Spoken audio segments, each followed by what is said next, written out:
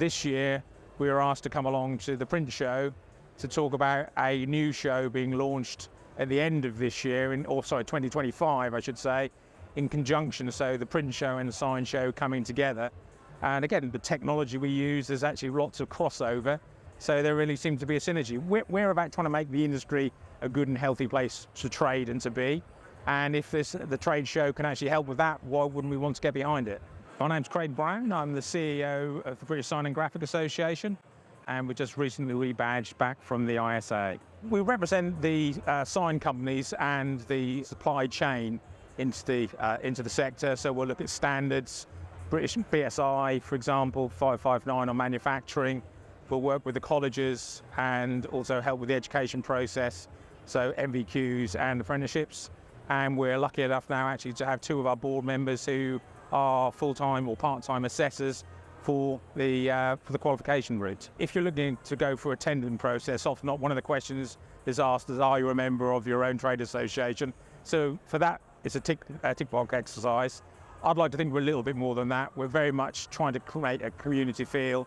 If you have a question, maybe you don't have a direct answer, or you want to use this as a sounding board, our directors own businesses or are senior players within businesses, so their experience can be fed back to our membership. The ISA, obviously one of the largest trade associations on the other side of the pond. We signed up to be part of that association just before COVID struck. Unfortunately, with COVID, meant that a lot of the, should we say, revenue streams that were available because they run big trade shows just kind of dried up. And it also meant that some of the projects that we were looking to do didn't kind of come about. And we just felt it was an opportunity to kind of reintroduce our brand as the BSGA. It's actually a brand that's nearly 120 years old. It means something to our members here in the UK. Fortunately, we've still got a very good relationship with ISA.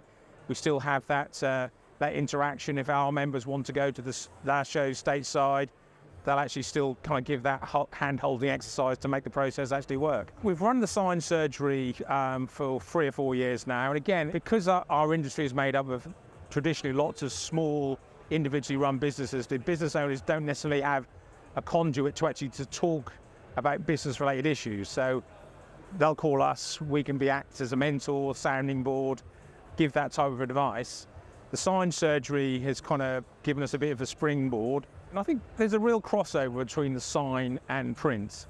I think what's kind of recognised is in years gone by, people will come to the show and maybe they're overwhelmed with just seeing big equipment, when what they're actually looking for is actually what are the kind of the nuts and the bolts that help me put my signage together.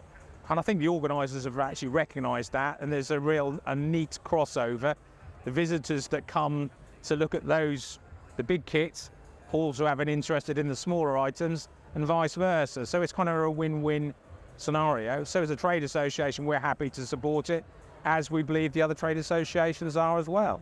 It's been nicknamed the Fantastic Four. So again, Susie representing the FESPA Trade Association, a lot of her members and our members again cross over within the industry.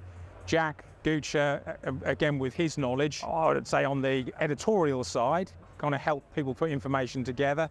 And Sam with her training side, the feed-in from the industry helps us help the organisers have areas and suggestions to bring more people on board, if that makes sense. So we're reaching right the way across from the end user to the supplier, and hopefully they're marrying up to make a great show. The whole team have been very receptive here.